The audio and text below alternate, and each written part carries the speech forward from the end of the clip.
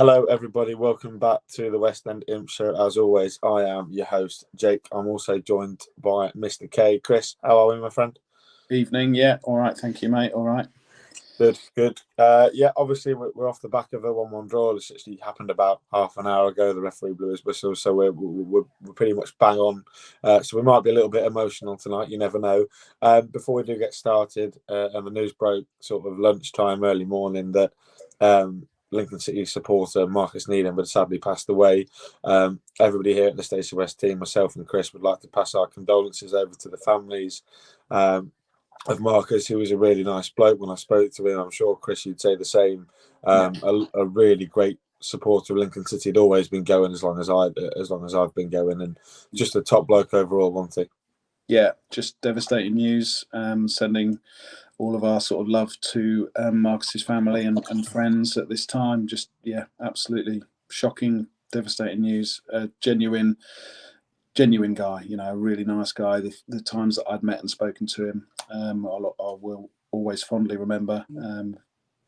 Just devastating news, and sending love to everyone connected with Marcus and his family. Yeah, it was good also to I've heard it. Mark mentioned it in his post-match press conference, post-match interview with Michael Horton as well. So I think we got a performance that really embodied Marcus as a person today. So really good performance from Lincoln. We have got to talk about the game. Obviously, there was only one change, Chris, to the side that drew with Bolton on Friday. Managed to get my days right this time. Jacko came in for the suspended Joe Walsh, which I think was the obvious pick, wasn't it? But the team played really well and probably picked itself. Yeah, I think it's turning into a team that is mostly picking itself, apart from one or two positions. I think perhaps somewhat controversially before the game, I know I'd said to you and our Luca and a couple of other people that I actually feel maybe Vernon possibly coming in and maybe taking Jack Diamond out for a game or two just to get him freshened up. I think he's looked a little bit leggy perhaps the last couple of games, but then he's probably gone and proven me completely wrong by actually, I don't know, he didn't have a brilliant game, but he certainly seemed to be working a lot harder than I felt he's worked in the last couple of games, and scored a goal. So I think the team is very settled, and results come from having as much of a settled, certainly in the spine of the team.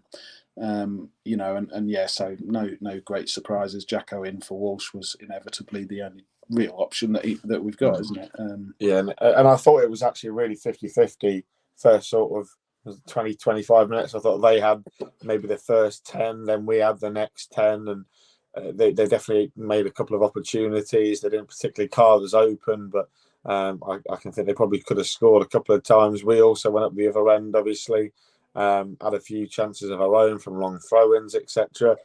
The early exchanges sort of indicated to me, Chris, that it was going to be a really good game, and ultimately the game sort of changed after two decisions in the first half. A penalty potentially appealed for a push in the back on Ben House, which I thought from where I was sat in lower four looked pretty blatant to me. The lad's got two hands in the back of him.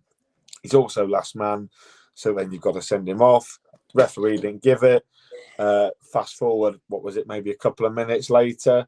I can't remember which player. It might be Sonny Aluko. One of their plethora of great attackers turned Adam Jackson. Jacko's gone in, fouled him. Has he got a foot on the ball? Maybe not. Referees brandished a straight red card. What were your thoughts on the first sort of 20 minutes before the card, and then on those two decisions? Because those are the two that are probably the big talking points tonight. Yeah, I think, like you said, I think we matched them pretty well, and it had all the makings of being quite a good flowing game of football. They obviously have got a serious amount of quality in their side. I was really impressed by Aluko. I think he's a very good player, but they've got players like that across all of the pitch. So I felt, but it felt like we weren't going to be turned over, and I think that it was pretty evens up until the talking points. Just before we came on air, sort of thinking about the Jacko and the penalty incidents. and I think I said it's quite hard when you're watching it live at full speed as a fan, which then, you can't really tell from where we were in block 4 either of the incidents because you're not completely in line with it. But I felt the linesman was pretty passive throughout the game, as most linesmen appear to be at the moment. Looked for all counts to be a penalty. I don't know why House would have gone down if it wasn't. And if he has gone down and it's not a penalty, then surely he should be booked for diving and trying to win the penalty. So that was disappointing either way because the ref's just not making a decision. And then the Jacko incident, initially we were all screaming, he's got the ball. But then I've seen a still image, I think, and a couple of people commenting on social media that were sat in a better position than we were to see it as it ran through live, and it's coming across as being that it was definitely a foul, in which case, was there a player possibly that would have been covering, but it's letter of the law, I guess. So red card. No huge complaints for me for the Jacko one. I want to see the penalty incident back again, and we'll have a much more kind of objective opinion. Subjectively, with my Lincoln City glasses on, we were all screaming for a penalty and couldn't believe that it hadn't been given. But up until those decisions, the disappointment with the red card is it's the second red in 2 games. It's a 3-game ban for Jacko then, and whilst we'll have Walsh back, it puts a little bit of strain on what has been a particularly strong part of our game throughout the season defensively. So, just one of those things, I guess, and we'll have to manage it. Yeah, and to be honest, what it felt like at the time was that the red card had massively just eliminated our threat from the game completely, because we were definitely causing them quite a few issues. Jack Diamond on the counter attack, Ben House really good as always, and Danny Mandroyu as well, I thought was putting himself about and played really positively. Ipswich then obviously took control of the football match, as you would expect. The team, I think they've made over 560 passes today. They pulled us this way, they pulled us that way. Yeah, 78% possession, I think. Really good to not concede. I think there was that scramble, wasn't there, where there was one off the line, they hit the bar and it bounced down. They all thought that the team just scored, but it just shows you the defensive qualities of the team, doesn't it? That despite it, in the face of adversity, to stay strong and see it through to half time. Yeah, it's just a really strong mentality and resilience, and you have to credit Mark Kennedy with bringing that back into, we're trying to avoid talking about last season, but if that had been last season, we'd have been 3 down by half time.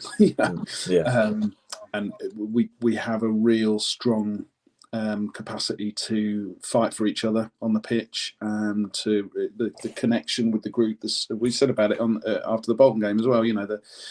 The ability or the desire to just put your body on the line. They're going out and they're at war, aren't they? That's the impression you get, particularly when you've got a situation where you're down to 10 men. It seems to bring us even tighter and even make us even stronger.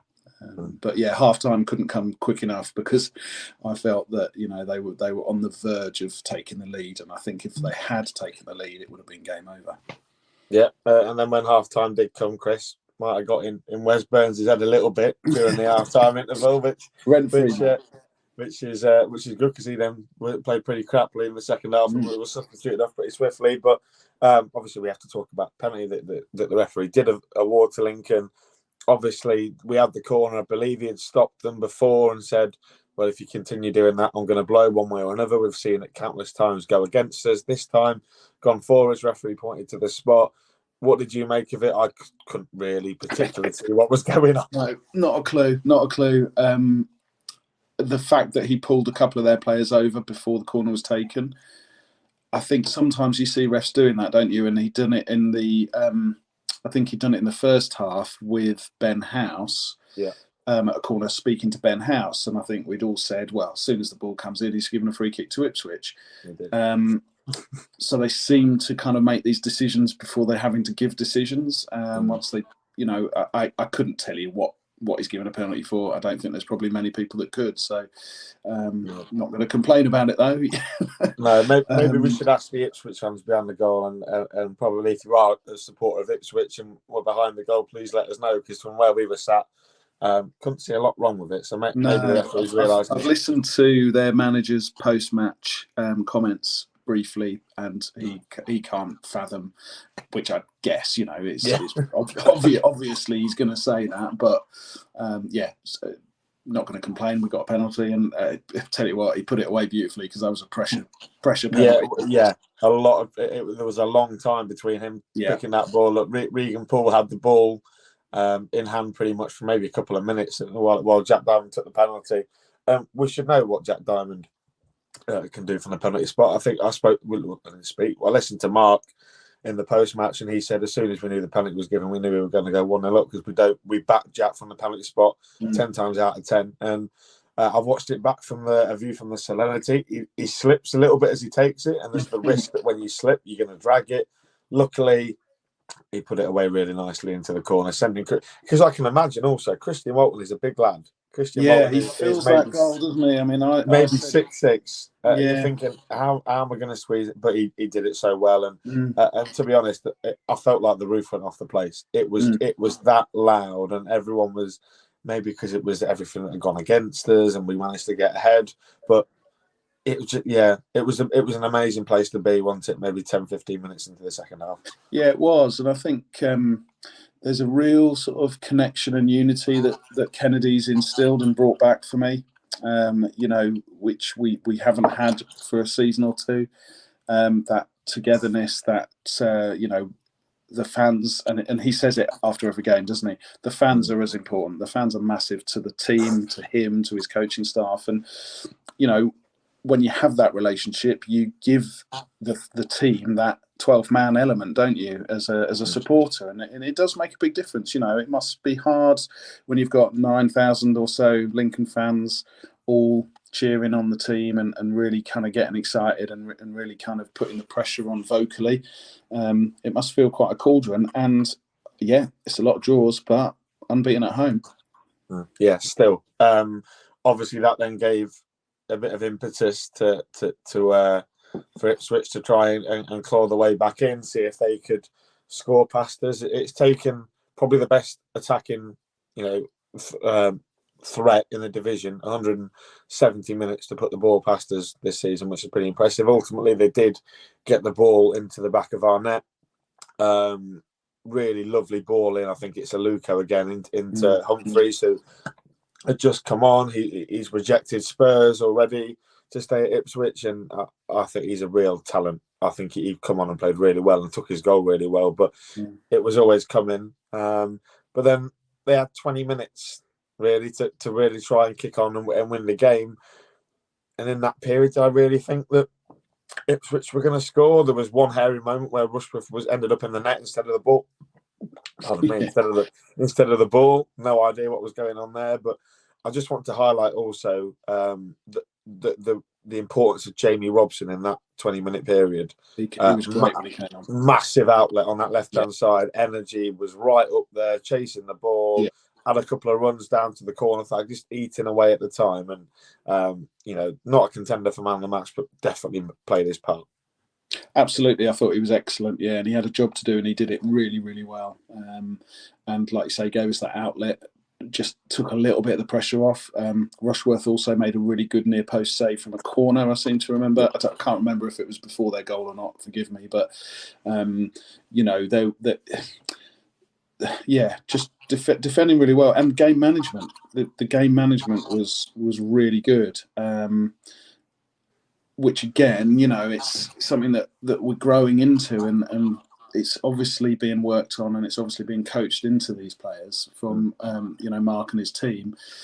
So you have to credit all of the sort of coaching staff, the management, and the players for coming away from realistically on paper 2 incredibly difficult games: Bolton Friday night, Ipswich today, with 2 points, and feeling disappointed on Friday night that perhaps we should have had 3 points from, and 4 points off Ipswich. That's an incredible return, for us off that team. They're going to be certainly, in the playoffs, if not top 2, come the end of the season. I don't think there's going to be another team in the league that take 4 points off Ipswich this season. No, they're an exception. The one thing we do have to mention, the probably only negative of today, was Matty Virtue pulled up in the first half with what they suspect is a hamstring injury. That's going to be a big blow in it, because Matty Virtue's been a real big cog in that midfield. You know, we've seen the likes of Sanders come in, Lasser's come in recent weeks, but Matty Virtue's always stayed the constant, and that's going to really hurt us. And maybe we have to go into the window. But what did you think about Matty Virtue, and potentially he might be out facing a few weeks on the sidelines? Yeah, huge blow. You can't say any more than that, really, can you? I mean, hopefully it's not a bad one, and it's just a matter of 3 or 4 weeks. But again, you don't want him out for any games, do you? He's a linchpin. We signed him to replace Bridcut, and he's done that, and it probably exceeded that in a short space of time. I suppose anything that softens the blow is the fact that it's come with the window open. So if it is going to be something that is going to be a longer-term injury, we have time to potentially recruit. But I can't imagine that it's a position we were thinking about filling, before his injury.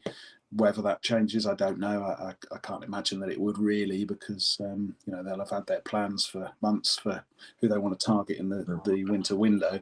But yeah, just a huge loss. But equally, put trust and faith in Sorensen and Max Sanders to cover and come in and work together, and hopefully still keep us moving forward. Yeah, they all did really well. We'll go on to man of the match then. Before we end. I'll get your man of the match first, because I've got a few that I'm sort of toying with at the moment. So I'm going to buy myself a bit of time and ask you first. Thanks. No contest for me. He was almost my man of the match Friday. He's been exceptional the last 2 games since he's come back into the side. TJ, just an absolute mountain. I think he's so well suited to that right-sided centre-back role in the back 3 or back 5. And I just thought he was an absolute colossus today.